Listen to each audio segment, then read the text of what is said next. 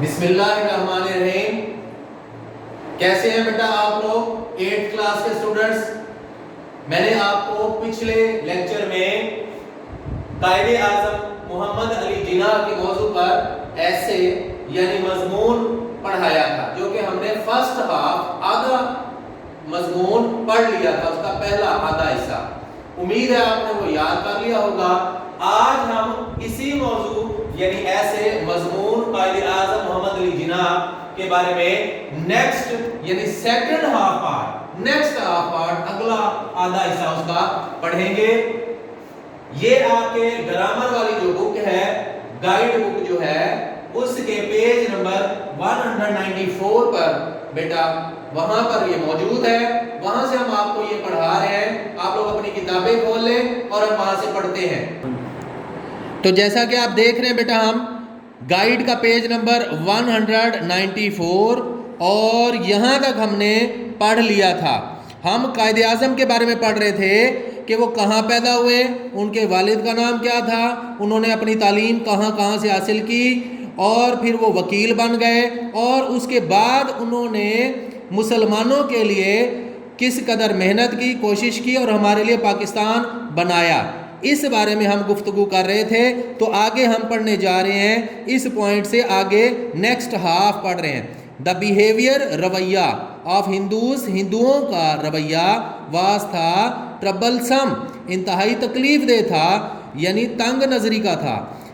سو اس لیے he left, انہوں نے چھوڑ دیا، دا کانگریس کی جماعت چھوڑ دی.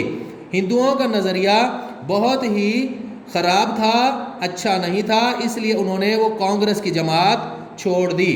ہی جوائنڈ، پھر انہوں نے شمولیت اختیار کر لی، دا مسلم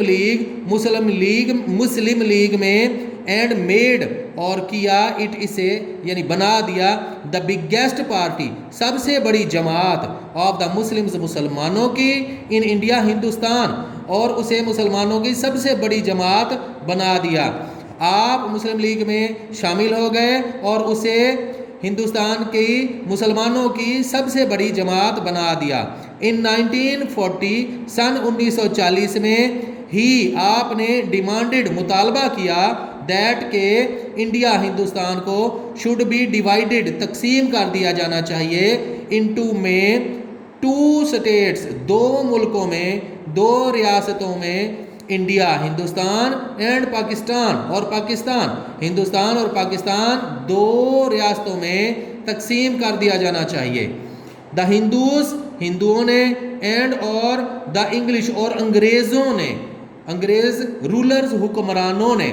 تو ہندوؤں اور انگریز حکمرانوں نے اپوزڈ، مخالفت کی، دس آئیڈیا، اس نظریہ، اس تصور کی، اس خیال کی مخالفت کی.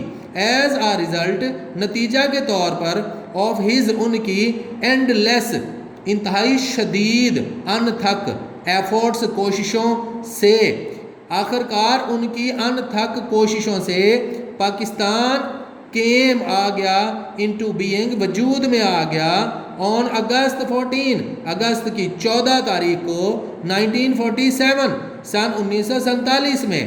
تو ان کی ان تھک کوششوں کی وجہ سے پاکستان اگست کی 14 تاریخ کو، سن 1947 کو، معرض وجود میں آ گیا.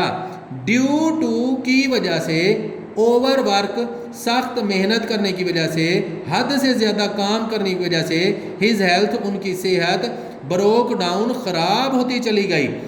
سخت محنت کرنے کی وجہ سے ان کی صحت خراب ہوتی چلی گئی.